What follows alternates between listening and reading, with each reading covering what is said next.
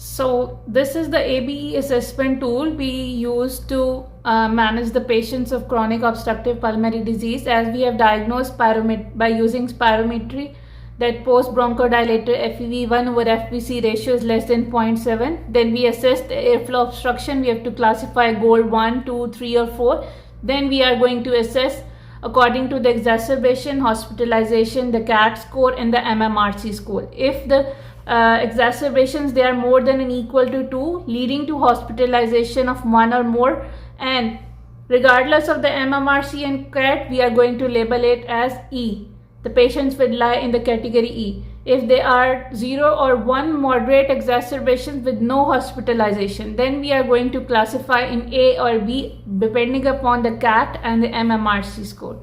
CAT score less than 10 or MMRC is 0 to 1, then we label it as category A. And if CAT is more than equal to 10 and MMRC is more than equal to 2, then we label it as category B. How we treat it? For class E, category E, we treat them with LABA, long-acting beta agonist, or LAMA and LABA and LAMA. If eosinophilic count are more than 300, then along with LABA and LAMA, we are going to add inhaled corticosteroids. Then for category A, only the bronchodilators are being used. Then for category B, again the same, LABA plus LAMA is recommended. These are the commonly used medications: SABA in the form of salbutamol and terbutaline, LABA in the form of salmeterol or formoterol, SAMA in the form of ipratropium bromide, LAMA in the form of eclidinium bromide, revifenacin and ameclidinium. LABA plus LAMA is the combination is available in the form of formoterol plus glycopyrronium, LABA plus inhaled corticosteroid as formoterol and budesonide. Then there are certain phosphodiesterase 4 inhibitors like roflumilast and mucolytic agents like carbocysteine.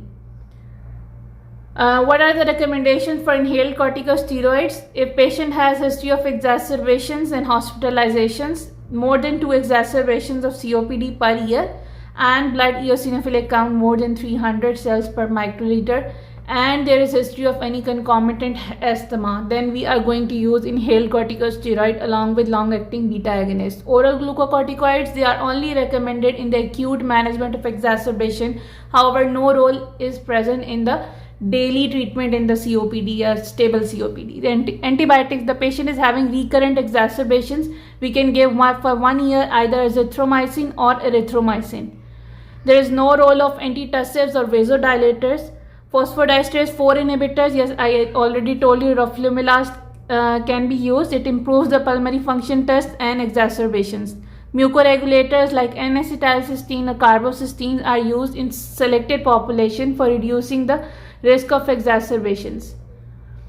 So basically, what is exacerbation? How we label it? As it is defined as any event which is characterized by dyspnea, cough or sputum that worsens over a period of less than 14 days. Then we label it patient is presented as exacerbation of COPD.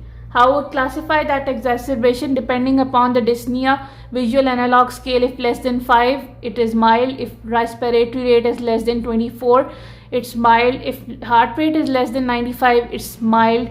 If saturation is more than and equal to 92%, then we label it as mild. If CRP is less than 10, we categorize it as mild.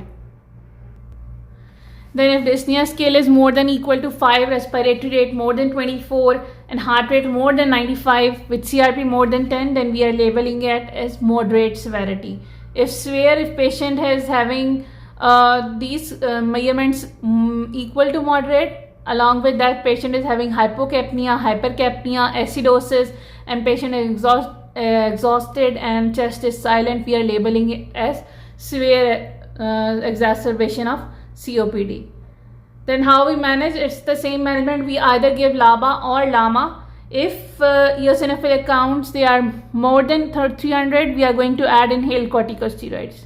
If LABA or LAMA patient is not improving, we are going to combine LABA plus LAMA. And again, if eosinophilic count less than 100, then we are adding inhaled corticosteroid. If patient not responding with this, we are going to add as antibiotics like azithro or erythromycin, and then either roflumilast if FEV1 is less than 50% and patient is chronic bronchitis. Then for follow-up for the pharmacological management, we have to review the symptoms, the exacerbation risk, what was the history, now it has improved or not, what was the eosinophilic level, now it is improved or not. We have to assess the inhaler technique, adherence of the treatment, and non-pharmacological approaches like pulmonary rehabilitation, the smoking cessation, and the vaccination. Then we have to adjust the pharmacological treatment, including the escalation and de-escalation, the switching the inhaler devices, and you have to all adjust it accordingly. So this is the follow-up checklist we usually use to follow up in the follow-up patients of COPD.